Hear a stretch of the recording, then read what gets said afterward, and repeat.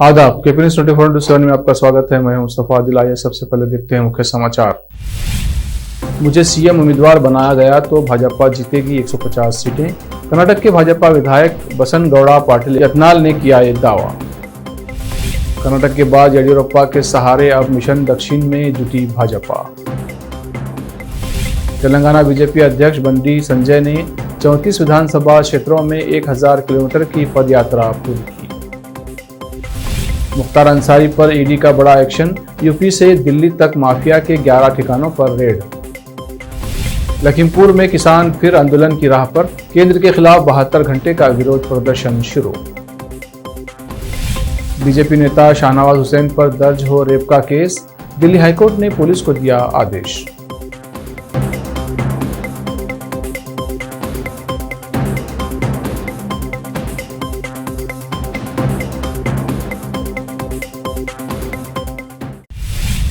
अब समाचार विस्तार से।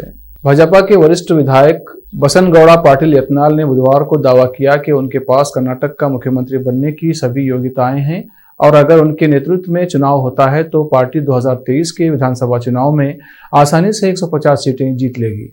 मुझ में सभी योग्यताएं हैं। राज्य के भाजपा के मजबूत नेता और पूर्व मुख्यमंत्री बीएस येडियुरप्पा के खुले आलोचक विजयपुरा शहर के विधायक यत्नाल ने बाद में संसदीय बोर्ड और केंद्रीय चुनाव समिति में उनकी नियुक्ति पर बधाई दी। साथ ही प्रधानमंत्री नरेंद्र मोदी के हालिया वंशवादी राजनीति को समाप्त करने के बयान को भी याद किया। कर्नाटक के पूर्व मुख्यमंत्री बीएस येडियुरप्पा को बीजेपी संसदीय बोर्ड और पार्टी की केंद्रीय चुनाव समिति का सदस्य बनाया गया है। इसके लिए येडियुरप्पा ने प्रधानमंत्री नरेंद्र मोदी, बीजेपी अध्यक्ष जेपी नड्डा और गृह मंत्री अमित शाह को धन्यवाद बोला है। उन्होंने ट्वीट में लिखा, बीजेपी संसदीय बोर्ड और केंद्रीय चुनाव समिति में मुझे सेवा का अवसर देने के लिए मैं प्रधानमंत्री नरेंद्र मोदी, जेपी नड्डा और अमित शाह को धन्यवाद देता हूं। पार्टी के सर्वोच्च निर्णय लेने वाले निकाय में सेवा करना सम्मान की बात है। बीएस येडियुरप्पा ने ईमानदारी से जिम्मेदारी का निर्वहन करने की बात कही है। उन्होंने कहा कि उनका लक्ष्य 2023 में फिर कर्नाटक में बीजेपी की सरकार बनाना है। उन्होंने कहा, मैं अपनी आखिरी सांस तक पार्टी के लिए काम करूंगा। कर्नाटक के मौजूदा मुख्यमंत्री बसवराज बोम्मई ने बीएस येडियुरप्पा को मिली नई जिम्मेदारी को लेकर खुशी जताई है। एक ट्वीट में उन्होंने लिखा, मैं कर्नाटक के पूर्व सीएम बीएस येडियुरप्पा को बीजेपी संसदीय बोर्ड और केंद्रीय चुनाव समिति के सदस्य के रूप में पाकर बहुत खुश हूं। कर्नाटक बीजेपी ने अब हाथी शक्ति प्राप्त कर ली है। 2023 में राज्य विधानसभा चुनाव की जीत निश्चित है। सीएम बसवराज बोम्मई ने भी बीएस येडियुरप्पा को नई जिम्मेदारी मिलने पर ट्वीट के जरिए प्रधानमंत्री नरेंद्र मोदी और बीजेपी अध्यक्ष जेपी नड्डा को धन्यवाद बोला। उन्होंने ये भी लिखा कि इससे कर्नाटक के बीजेपी कार्यकर्ताओं को मनोबल बढ़ेगा और 2023 के चुनाव के लिए उनका कायाकल्प करेगा। भाजपा संसदीय बोर्ड में नामित किए जाने के बाद पूर्व मुख्यमंत्री बीएस येडियुरप्पा ने राज्य में भाजपा को सत्ता में वापस लाने और दक्षिण भारत में पार्टी को मजबूत करने का संकल्प किया। लंबे समय बाद दिग्गज लिंगायत नेता के चेहरे पर मुस्कान दिखी और वे पार्टी की ओर से दी गई जिम्मेदारी को लेकर उत्साहित नजर आए। भाजपा संसदीय बोर्ड और केंद्रीय चुनाव समिति में शामिल किए जाने के बाद येडियुरप्पा को बधाई देने के लिए उनके आवास पर मुख्यमंत्री बसवराज बोम्मई समेत वरिष्ठ नेताओं का तांता लग गया।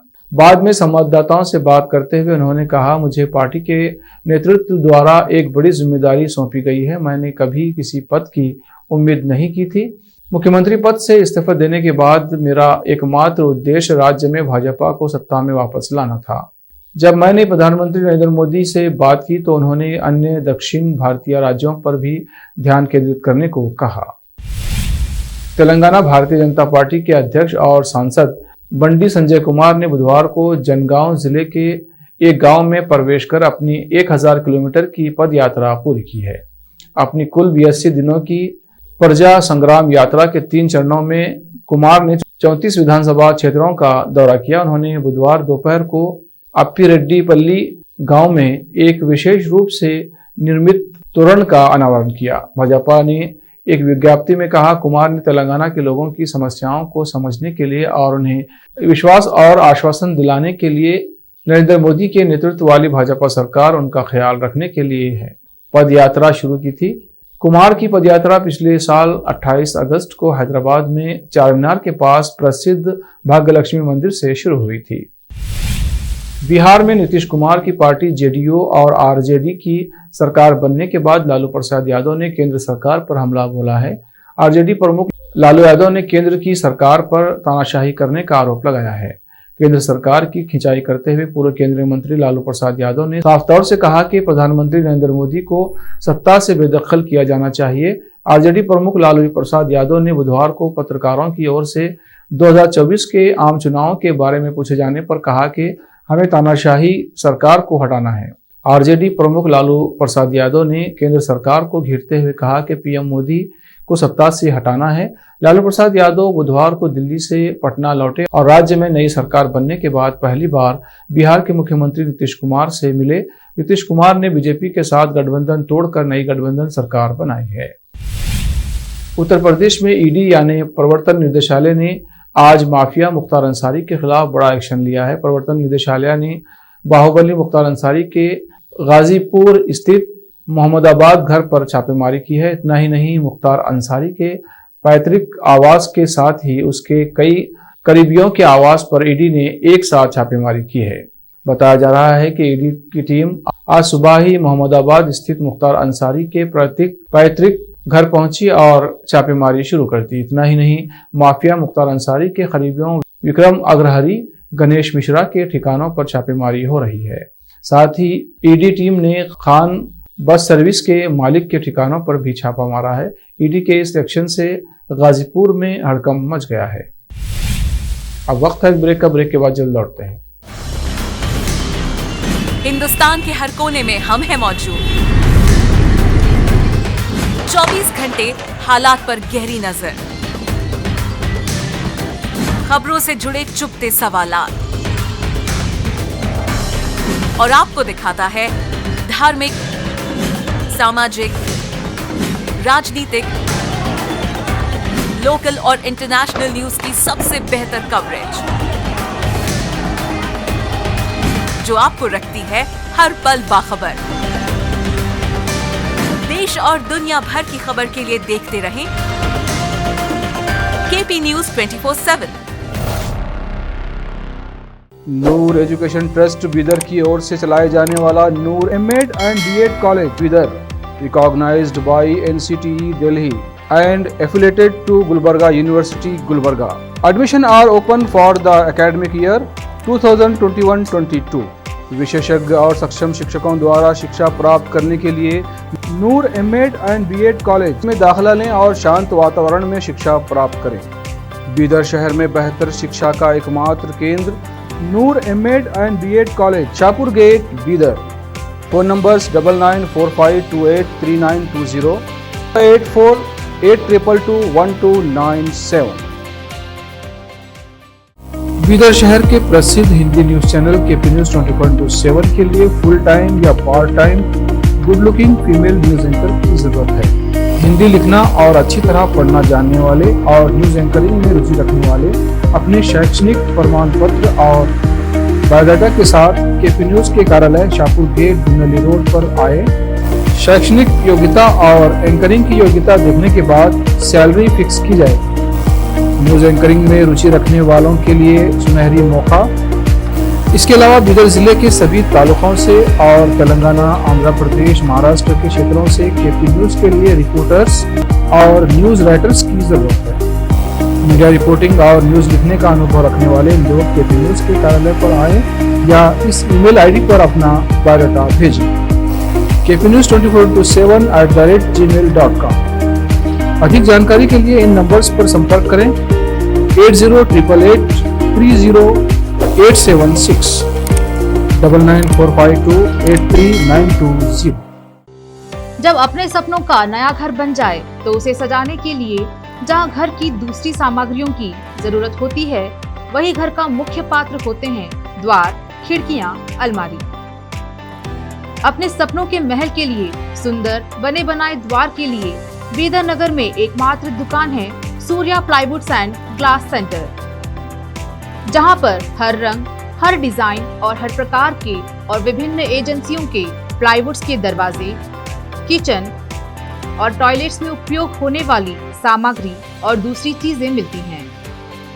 घर बनाने में उपयोग की जाने वाली सभी चीजों को खरीदने के लिए आज ही चले आइए आपके अपने शहर बीदर का आपका अपना shop Surya plywoods and glass centre, Parvati complex, BVB college road, Bidar. अधिक जानकारी के लिए शॉप के मालिक लालजी पटेल से इस नंबर पर संपर्क करें 09844090653। अगर आप हज या उम्रा करना चाहते हैं तो आपको कहीं जाने की जरूरत नहीं है। हैदराबाद ही नहीं बल्कि तेलंगाना, आंध्र प्रदेश, कर्नाटक के हज यात्रियों की पहली पसंद खुबा टूर्स एंड ट्रैवल्स पर आई। मिनिस्ट्री ऑफ हज एंड उम्रा सऊदी अरब और भारत से स्वीकृत हज और उम्रा के बेहतरीन पैकेजेस, पवित्र स्थानों के जियारतों के अलावा दुबई, सऊदी, ओमान के विजिट वीजा और डोमेस्टिक या इंटरनेशनल एयर टिकट्स वाजबी कीमतों पर लेने के लिए आज ही तशरीफ लाइए। खुबा टूर्स एंड ट्रैवल्स, हज एंड उम्रा ग्रुप, बीबी बाजार चौराहा, behind Khuba mobile store, Hyderabad. Phone numbers 04024565786, 9700786786 या फिर 9866768786 पर संपर्क करें। याद रखिए, खुबा टूर्स एंड ट्रैवल्स, हज एंड उम्रा ग्रुप, हैदराबाद। आपको अपने घर, ऑफिस और दुकान की दीवारों और छत को चमकदार और सुंदर बनाने के लिए अच्छे और बेहतर घर के साथ साथ आंखों को सुकून देने वाले कलर्स की जरूरत होती है, जिसके बिना घर, दुकान और ऑफिस अधूरे और बेजान लगते हैं। अपने घर, दुकान और ऑफिस को बेहतर कलर्स से चमकाने के लिए बीदर में आपको कहीं और जाने की जरूरत नहीं।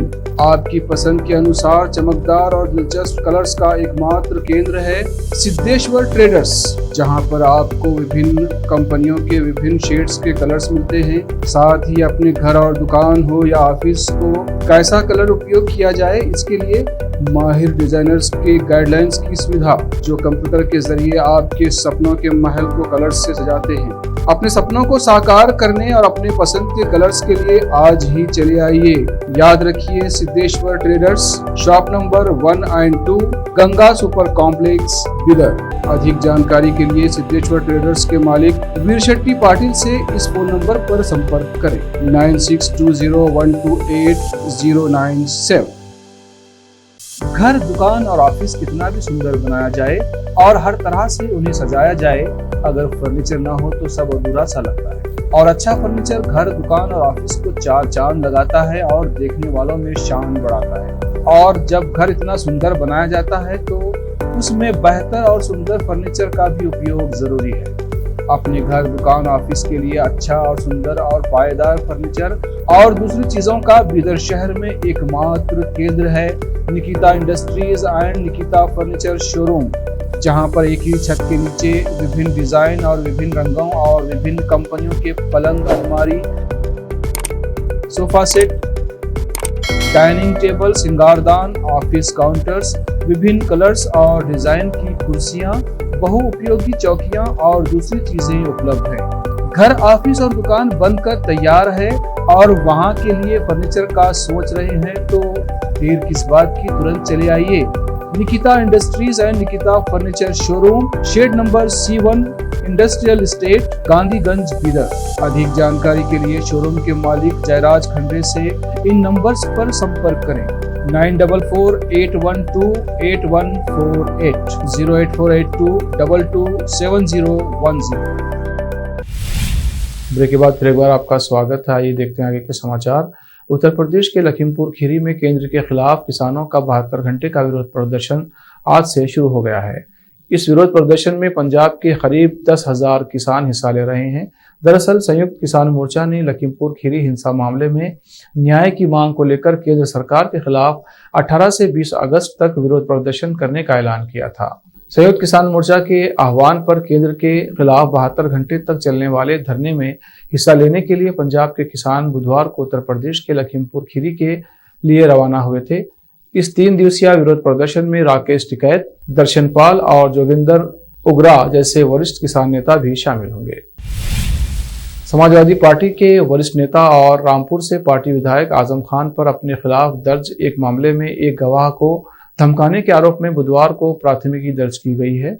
पुलिस अधीक्षक अशोक कुमार ने इसकी पुष्टि करते हुए बताया कि आजम खान और 5 अन्य लोगों के खिलाफ एक मामले के गवाह को धमकाने के आरोप में मुकदमा दर्ज किया गया है। मामले की जांच की जा रही है। उन्होंने बताया कि ये प्राथमिकी रामपुर शहर के बोरिया इलाके के रहने वाले नन्हे नामक व्यक्ति की शिकायत पर दर्ज की गई है। पुलिस को दी गई तहरीर के अनुसार नन्हे ने आरोप लगाया है कि पूर्वाह्न करीब 9:30 बजे 5 अज्ञात लोग उसके घर पर पहुंचे और कहा कि उन्हें आजम खान ने भेजा है। उन लोगों ने कहा कि वो खान साहब के खिलाफ अदालत में बयान नहीं दे वरना अंजाम भुगतना पड़ेगा। दिल्ली हाईकोर्ट ने पुलिस को शाहनवाज हुसैन के खिलाफ दुष्कर्म सहित अन्य धाराओं में एफआईआर दर्ज करने का आदेश दिया है। दिल्ली हाईकोर्ट ने पुलिस से 3 माह में जांच पूरी करने का निर्देश दिया है। दिल्ली हाईकोर्ट ने कहा कि सभी तथ्यों को देखने से स्पष्ट है कि इस मामले में एफआईआर दर्ज करने तक पुलिस की ओर से पूरी तरह से अनिच्छा नजर आ रही है। कोर्ट ने कहा पुलिस की ओर से निचली अदालत में पेश रिपोर्ट अंतिम रिपोर्ट नहीं थी। निचली अदालत ने पुलिस के तर्क को खारिज कर दिया था कि महिला की शिकायत में संयोग अपराध का मामला है। पुलिस ने रिपोर्ट में पेश कर रहा था कि हुसैन के खिलाफ मामला नहीं बनता, लेकिन दिल्ली की रहने वाली महिला ने जनवरी 2018 में निचली अदालत में याचिका दायर कर हुसैन के खिलाफ दुष्कर्म की एफआईआर दर्ज करने की गुजारिश की थी। महिला ने आरोप लगाया था कि हुसैन ने छत्रपुर फार्म हाउस में उसके साथ दुष्कर्म किया, वो जान से मारने की धमकी दी। वहीं बीजेपी नेता शाहनवाज हुसैन दिल्ली हाईकोर्ट के आदेश के खिलाफ सुप्रीम कोर्ट पहुंचे हैं। रेप की एफआईआर दर्ज करने के आदेश को चुनौती दी है। सुप्रीम कोर्ट ने फिलहाल जल्द सुनवाई से इनकार किया है। राष्ट्रीय स्वयंसेवक संघ के प्रमुख मोहन भागवत ने भारतीय परिवार व्यवस्था की सराहना करते हुए कहा कि महिलाओं का सम्मान और सशक्तिकरण घर से शुरू होना चाहिए और उन्हें समाज में उनका उचित स्थान मिलना चाहिए। उन्होंने कहा कि महिलाओं को जगत जननी कहा जाता है, लेकिन उनके घरों में उन्हें गुलाम माना जाता है। भगवत नागपुर में अखिल भारतीय महिला चरित्र कोश प्रथम खंड नामक पुस्तक के विमोचन के अवसर पर बोल रहे थे। उन्होंने भारत के विश्व गुरु बनने के सपने को साकार करने में महिलाओं के महत्व को रेखांकित किया। उन्होंने कहा कि अगर हम एक विश्व गुरु के रूप में भारत का निर्माण करना चाहते हैं तो सिर्फ पुरुषों की भागीदारी ही काफ़ी नहीं है, बल्कि महिलाओं की समान भागीदारी की भी आवश्यकता है। मोहन भागवत ने कहा कि ये सोचने का समय है कि महिलाओं को उनके घरों में उनका सही स्थान दिया जा रहा है या नहीं। आरएसएस प्रमुख ने कहा कि एक तरफ हम उन्हें जगत जननी के रूप में मानते हैं, लेकिन दूसरी तरफ हम उन्हें घर में गुलामों की तरह मानते हैं। हमें महिलाओं को अच्छा वातावरण देने की ज़रूरत है। महिलाओं को प्रबुद्ध, सशक्त और शिक्षित किया जाना चाहिए और ये प्रक्रिया घर से शुरू होनी चाहिए। संग्रह बाकी है तो दिन रात परिश्रम करके ये पहला खंड प्रकाशित किया है और आगे और खंड प्रकाशित होने वाले हैं। ऐसा काम हाथ में लेना ये भी एक अभिनंदनीय बात है और इसलिए मैं सभी इस ग्रंथ में लगे हमारे भगिनियों का हृदय से अभिनंदन करता हूं। एक सर्वे का उल्लेख अभी हुआ, वो सर्वे भी केवल हमारे भगिनियों ने किया है, पूरे देश में किया है और भारत की महिलाओं के बारे में उस तरह का ये पहला सर्वेक्षण है और इतना सटीक और सुंदर हुआ है कि भारत सरकार भी उसका उपयोग करती है। ये परिश्रम क्षमता हमारी मातृशक्ति में है।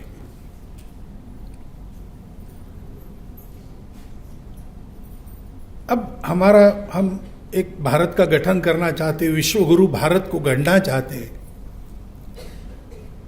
तो भारत यानी केवल पुरुष तो है नहीं, 50% महिलाएं हैं और ये तो होता नहीं किसी जीवंत शरीर को स्वस्थ बनाना है तो उसका आधा अंग स्वस्थ हो जाए और आधा अंग वैसा ही रहे तो स्वस्थ कदापि नहीं होगा। ये बिल्कुल छोटे बच्चे को भी समझ में आने वाली बात है, लेकिन बड़े बड़े लोगों के भी आचरण में न आने वाली बात है।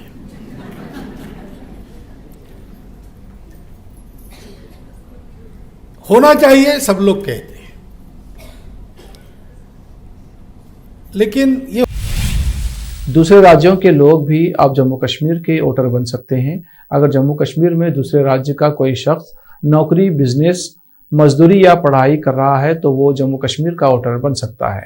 ये जानकारी राज्य के मुख्य चुनाव आयुक्त ने दी है, जिसके बाद राज्य की पीडीपी और नेशनल कॉन्फ्रेंस जैसी पार्टियों की बेचैनी बढ़ गई है और उमर अब्दुल्ला और महबूबा मुफ्ती जैसे नेता भड़के हुए हैं। दरअसल परिसीमन आयोग की रिपोर्ट के अनुसार जम्मू कश्मीर में 20 से 25 लाख नए मतदाता जुड़ सकते हैं। राज्य में फिलहाल मतदाताओं की संख्या 76 लाख है, जो बढ़कर 1 करोड़ से ज्यादा हो जाएगी। यहाँ तक तो सब ठीक है, लेकिन जम्मू कश्मीर के नए मतदाता कौन होंगे, उसे लेकर विवाद शुरू हो गया है। आखिर में फिर एक बार देखते हैं मुख्य समाचार। मुझे सीएम उम्मीदवार बनाया गया तो भाजपा जीतेगी 150 सीटें। कर्नाटक के भाजपा विधायक बसनगौड़ा पाटिल यत्नाल ने किया ये दावा। कर्नाटक के बाद येडियुरप्पा के सहारे अब मिशन दक्षिण में जुटी भाजपा। तेलंगाना बीजेपी अध्यक्ष बंडी संजय ने 34 विधानसभा क्षेत्रों में 1000 किलोमीटर की पदयात्रा पूरी की। मुख्तार अंसारी पर ईडी का बड़ा एक्शन, यूपी से दिल्ली तक माफिया के 11 ठिकानों पर रेड। लखीमपुर में किसान फिर आंदोलन की राह पर, केंद्र के खिलाफ 72 घंटे का विरोध प्रदर्शन शुरू।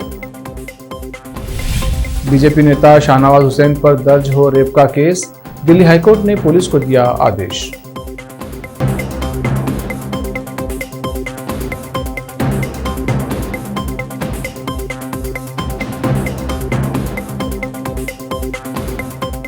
केपी न्यूज में इतना ही। देश प्रदेश के समाचारों के लिए देखते रहिए केपी न्यूज 24/7। धन्यवाद।